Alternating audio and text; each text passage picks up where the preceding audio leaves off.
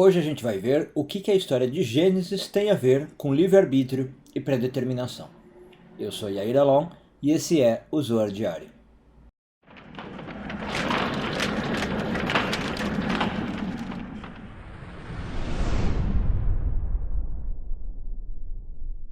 Essa semana a gente continua a ler a porção de Vayachel, hoje focando nos parágrafos 79 e 80 do Zohar, sétimo ano de leitura.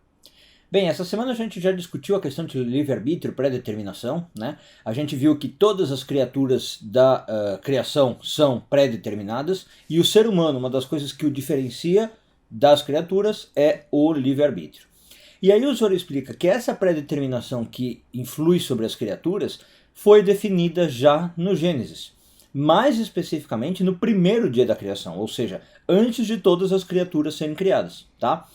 Agora, isso não é num sentido geral, por exemplo, não é falar assim, então abelhas são predestinadas a criar mel, né? Ou águias são predestinadas a voar e serem de rapina e caçar de certo modo. Não. Inclusive, a vida particular de cada animal, a vida particular de cada criatura, certo?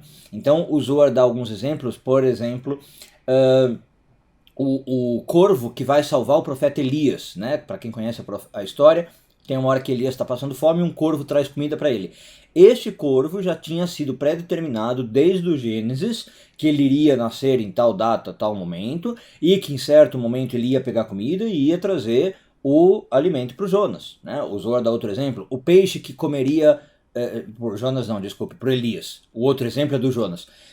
O peixe que comeria o profeta Jonas, né, e depois vomitaria ele na terra. Mesma coisa. Esse peixe já estava lá pré-determinado, claro, ele não foi criado no Gênesis, mas já estava pré-determinado que ele vai nascer em tal momento, em tal local, que em certa data, certo horário, ele vai comer o profeta Jonas e vomitar o profeta Jonas onde precisa. Tá?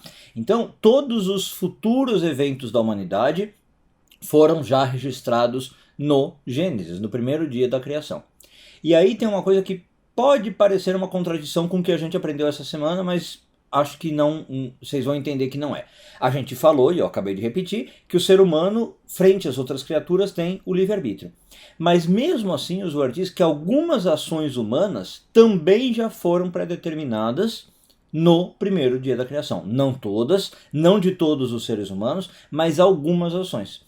Por alguns motivos especiais, algumas coisas, digamos, têm que acontecer e essas já foram predeterminadas. Então o Zohar explica, dá um caso, que é o da viúva que recebe o profeta Elias. De novo ele usa o caso do profeta Elias.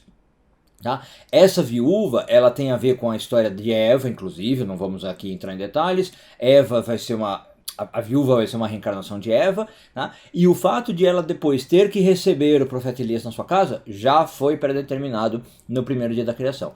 Então a gente pode dizer que 99,9% os seres humanos têm livre-arbítrio. Como a gente já comentou essa semana, Deus deixa que nós façamos as nossas escolhas, ele tem até a preferência dele, né, do que ele queria que a gente escolhesse, mas a gente é livre para escolher. E às vezes, para alguns seres humanos, em um ponto ou outro da sua vida, ele não tem livre-arbítrio, tem essa predeterminação. Quando isso acontece, a gente fala na Kabbalah que aquele ser humano teve que executar uma força que já estava pré-determinada, colocar aquela força em ação. Mas, repito, isso é muito, muito raro, é 0,001% dos casos, tá? É porque realmente algo especial ali precisa acontecer e aí vem essa pré-determinação. Bom, quando a pessoa, inclusive, tem isso então pré-determinado, né, lá na história do Gênesis, em geral é porque essa pessoa vai também estar ligada, não é uma regra, a um nível muito, muito alto de espiritualidade, de algum modo. Por exemplo, o caso da viúva que vai encontrar o profeta Elias e ali tem um desdobrar da história ligado à espiritualidade. Tá? Esses eventos, portanto, predeterminados não são o que o Zohar está querendo ensinar por motivos banais. Né? Não é que vai estar predeterminado o que você vai almoçar no dia 23 de fevereiro. Certo? Não é que vai estar predeterminado o que você vai trabalhar na sua vida. Não. Se Deus lança a mão desse recurso de predeterminar algo, é porque precisa de algo espiritual muito grande acontecendo, ou você tem alguma conexão espiritual muito forte, e aí esse fato é predeterminado.